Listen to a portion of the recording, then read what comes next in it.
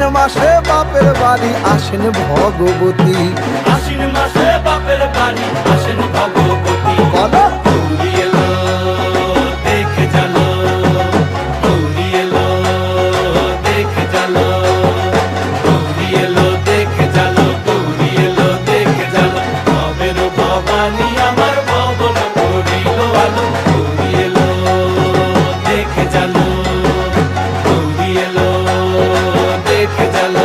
ও দেখি সিংহের উপর উইঠা চুরি, অসুরের টিকি ধরি, গলায় দিছে সাপ জড়াইয়া বুকে মারছে খুঁচা। কিন্তু